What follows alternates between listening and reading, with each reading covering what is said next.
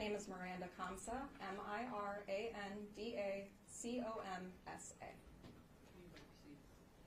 Thank you, Your Honor.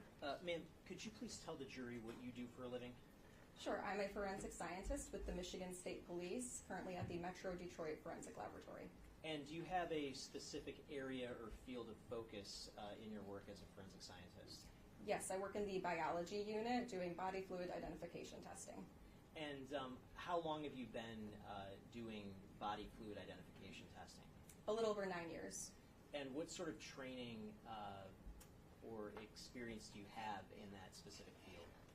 I have a bachelor's degree in biology from Oakland University, and then once I was employed as a forensic scientist in the biology unit, I went through a training program which lasted approximately 6 months, and during that training program I learned how to handle evidence, collect swabs from evidence, and the various tests that we use to test for various body fluids. And have you ever testified as an expert previously in the field of body fluid identification? Yes, I have. And how many times would you say you've testified as an expert in that field? Over 40 times. Your Honor, if there are no questions, I'd move to admit the witnesses, move to qualify the witness as an expert in the field of body fluid identification. No objection. Okay, this witness's testimony will be accepted as an expert in the field of body fluid identification. You may proceed with the work with regard to this case. Thank you, Your Honor. And, ma'am, in connection with the homicide of Samantha Woll, did you do some body fluid identification analysis? Yes, I worked under evidence that was submitted to our laboratory and ultimately authored 2 reports for the laboratory number associated with this case. Okay, and I want to talk about both reports.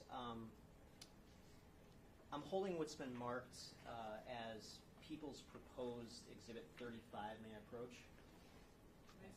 7. 11 first.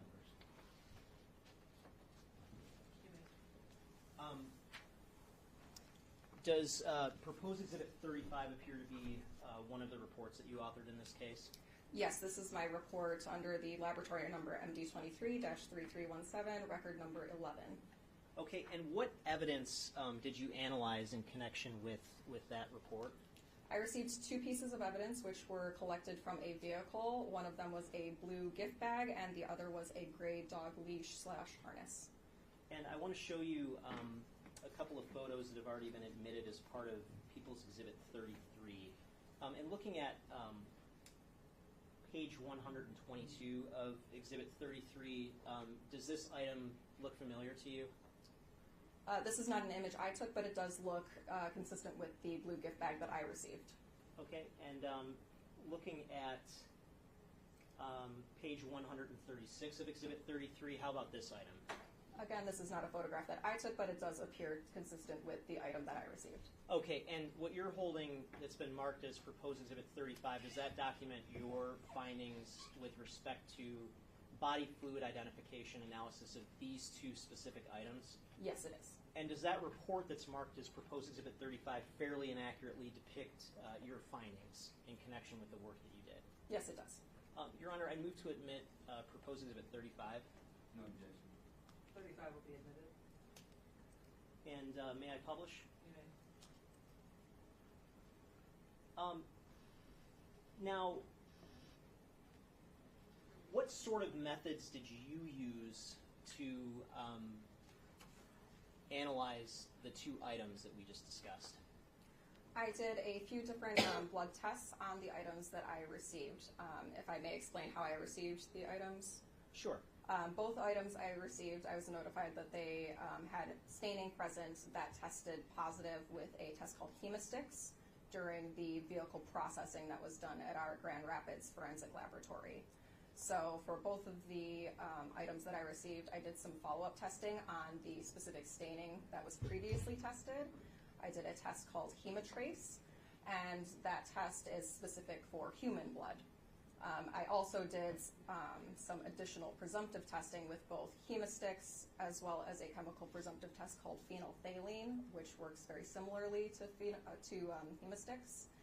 So I did all 3 of those tests on these items. Okay, and starting with the blue gift bag, when you used hemotrace to determine whether there was human blood, what was the finding? I tested one of the red-brown stains that was indicated as the one that had been previously tested as hemostix positive. I took a sample from that staining and tested it with Hemotrace, and I got a negative result. So there was no indication of human blood in that particular staining. And using the hemostix test, did you test the same area that was already tested, or did you test a different area of the blue gift bag?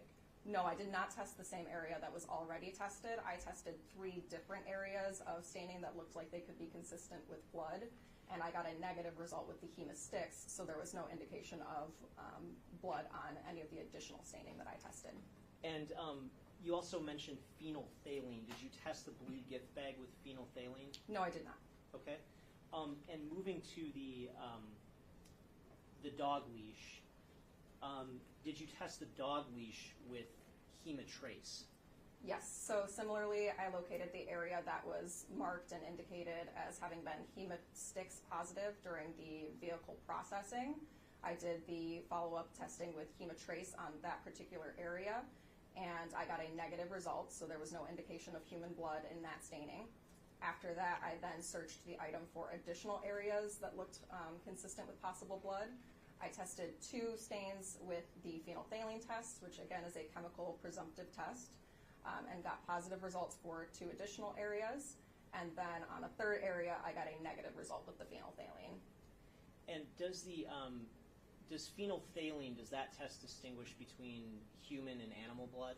No, it does not. So both hemostix and phenolphthalein work very similarly. They're both chemical presumptive tests, and they work based on a color change reaction.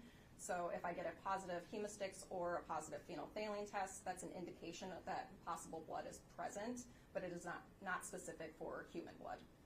And other than, I guess, Hemotrace, is there any other method that you could have utilized to distinguish between possible non-human blood and human blood? The only test available for me in the laboratory to make that determination is the Hemotrace test. And the Hemotrace test results here were all what when it came to the possible presence of human blood? Negative on both items. And if I could clarify, that I also did do the Hemotrace tests on the 2 additional areas that I tested on the dog leash, and both of those were also Hemotrace negative. Okay. Did you also do some analysis of some other items that were received by the laboratory in this case? Yes, I did. And when it came to those other items, did you create a separate report? Yes, I did. And I'm holding what's been marked as proposed Exhibit 34. May I approach, Your Honor? With respect to the other items that you analyzed, does the report that's been marked as proposed Exhibit 34 document your findings with respect to your analysis? Yes, Exhibit 34 is a copy of my laboratory report, record number 7, which is 4 pages in length with my signature on the last page, and it outlines the testing that I did on these pieces of evidence. And does that report that's been marked as proposed Exhibit 34 fairly and accurately reflect the analysis that you did in connection with those items? Yes, it does. Your Honor, I move to admit proposed Exhibit 34. No, Jason. People 34 will also be admitted. And just briefly, I want to run through the evidence received section of your report. And can we just run through this list, starting with the first item that was received? What was the first item? The first item was container number 18, which contained a green vape pen. And what was the next item? The next item, container number 19, contains 2 sets of swabs, which I itemized as 19A and 19B. 19A were the right-hand swabs from Samantha Woll, and 19B were the left-hand swabs from Samantha Woll. And what was the next item received? Container number 20, which I did not open, but was identified as containing a LaCroix can, or I'm sorry, swabs from a LaCroix can. And what was the next item? The next item is container number 21, which contained swabs from an upstairs drawer handle. And how about the next item? The next item, container number 22, again, I did not open, but was reportedly containing swabs of another LaCroix can. And the next item after that? Container number 23, which was, again, I did not open, but was identified as containing swabs from an interior passenger door of a Chevy. And the next item. Container number 29, which contained item number 29, which was a folding knife. And the next item. Container number 33, which contained a black lanyard. And the next item. Container number 34, which contained a pair of black boots.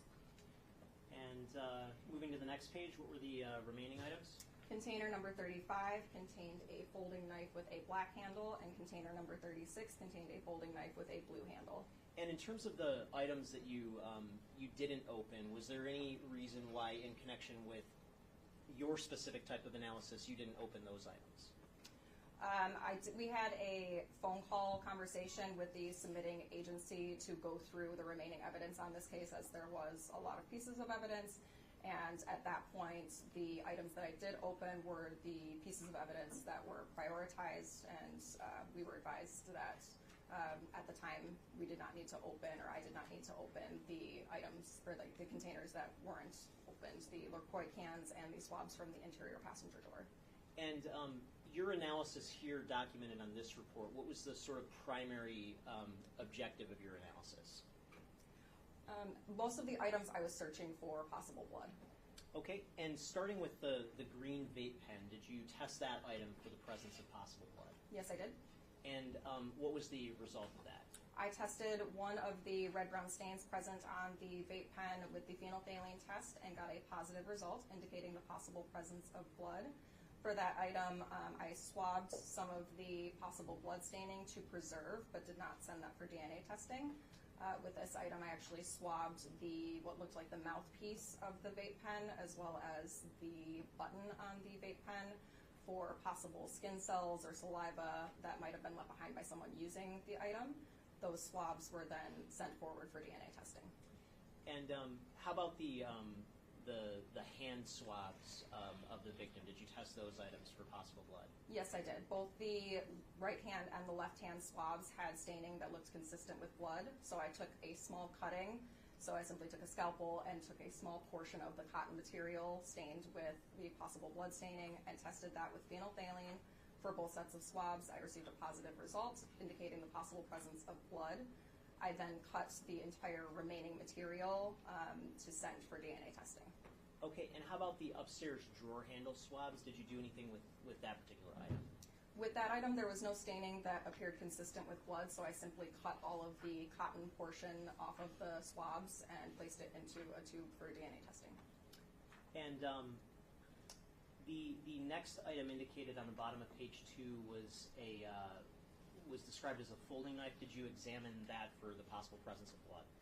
I did. I examined the folding knife under a bright magnifying light and identified multiple areas to test with the phenolphthalein test, and all of the areas that I tested were negative, so that item did not indicate the possible presence of blood. And how about the black lanyard indicated as the next item? Yes, that item I also removed and examined under a bright magnifying light as well as under a stereo microscope, and identified areas of interest to test with the phenolphthalein test. All of the areas that I tested were negative, so there was no indication of blood on that item. And I just want to move down to the final 2 items. The item described as a folding knife with a black handle, did you examine that for the possible presence of blood? Yes, I did. And what was the results of your examination? All of the areas that I tested were negative, so there was no indication of blood on that item. Okay, and just for the record, that specific item, is that indicated with by the agency number of 113? If I may review. Yes, yeah.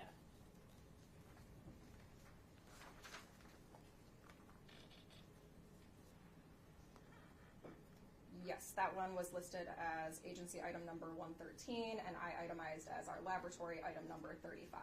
Okay, and how about the blue folding knife? What was the agency number associated with that? That was listed as agency item number 117. Okay, and I'm holding what's been marked as already admitted as Exhibit 29. May I approach, Your Honor? You may. Do you see an agency number on that item? Yes, I do. And what is the agency number on that? It is on the Detroit Police Department tag at the top of the container, and it is listed as 117. Okay, and that number would be consistent with the blue folding knife that you analyzed? Yes, and it is also listed with our Michigan State Police Laboratory container number 36, and also has my initials and seal on the envelope. And did you, looking at the bottom of page 3 on your report, did you analyze the blue folding knife for the possible presence of blood? Yes, I did. And what were the results of that analysis? All of the areas that I found to test with the phenolphthalein test were negative, so there was not an indication of blood on that item. Thank you. Nothing further. Anything else from you all? Not too long, maybe 5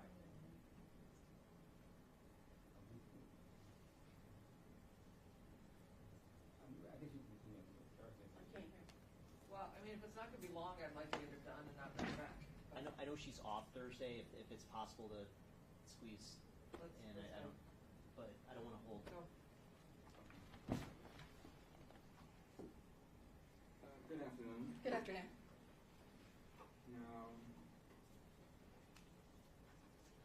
we can look at record number 7, item 36.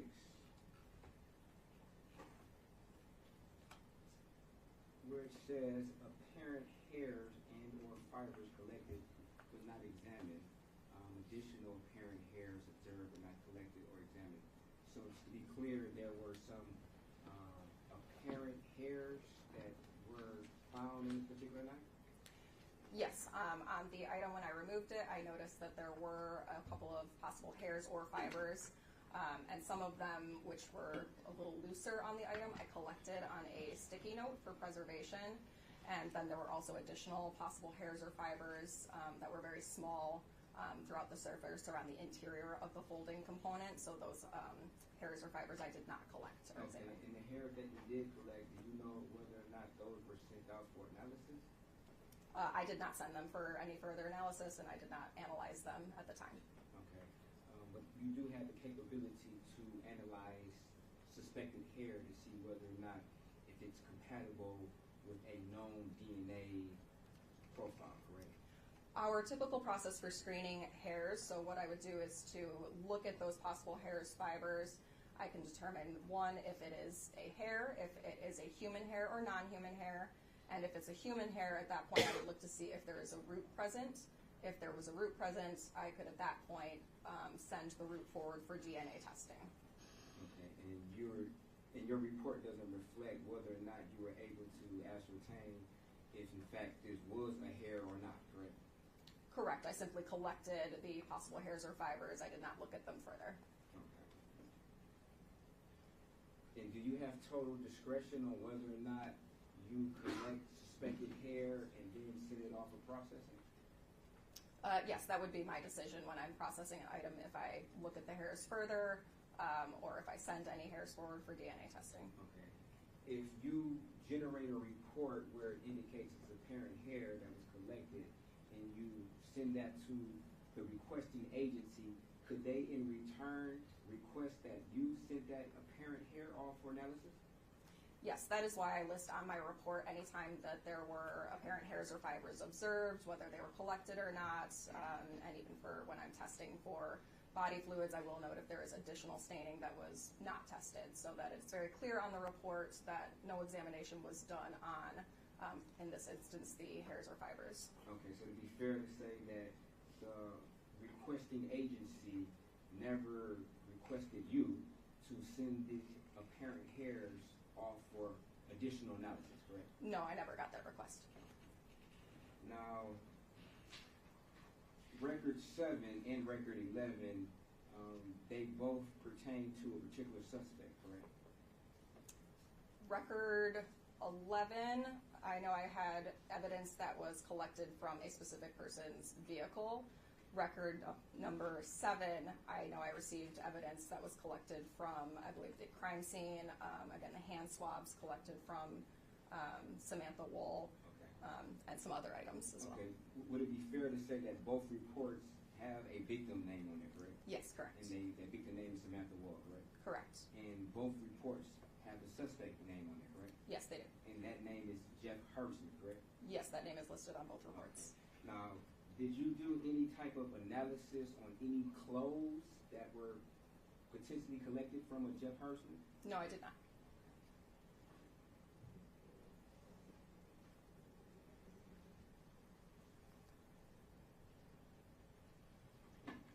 Thank you. No other questions. From your standpoint, what was the thinking behind not sending the potential hairs or fibers along for further analysis? When I received the evidence, the specific request for most of the items that I received under record number 7 was to do a blood search.